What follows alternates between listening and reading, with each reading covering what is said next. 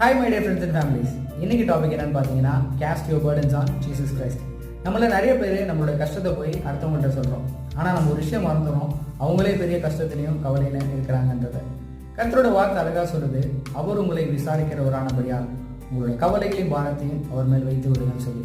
இந்த உலகத்தில் நம்மளோட கஷ்டங்கள், கவலைகள், பாரத்துக்கு ஒரே தீர்ப்பு கர்த்தராகிய இயேசு கிறிஸ்து மாத்திரம் தான். ஏன்னா அவர்கிட்ட மட்டும்தான் அதுக்கான எல்லாத்துக்கும் ஒரு சொல்யூஷன் இருக்குது.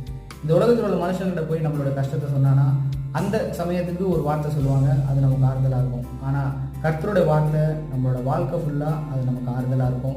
நம்மளோட எல்லா கஷ்டங்களையும் அவர் தீர்க்க வல்லவராக இருக்கார். அதனால் உங்களோட கஷ்டத்தின் நேரத்தில், கவலை நேரத்தில் நீங்கள் மனுஷங்கிட்ட போய் சொல்கிறது பிரயோஜனமே இல்லை. அதுக்கு பதிலாக ஆண்டவராக இயேசு கிறிஸ்துட்ட போய் சொல்லுங்கள். உங்களுடைய எல்லா கவலைகளுக்கும், கஷ்டத்துக்கும் அவர்கிட்ட தீர்வு இருக்குது. அதனால் அவர் உங்களை பார்த்துக்கொள்வார், அவர் உங்களை விசாரிக்கிறவராக இருக்கார். அவர்கிட்ட உங்களுடைய கஷ்டங்களை சொல்லுங்கள், கர்த்தர் உங்களை ஆசீர்வதிப்பாராங்க.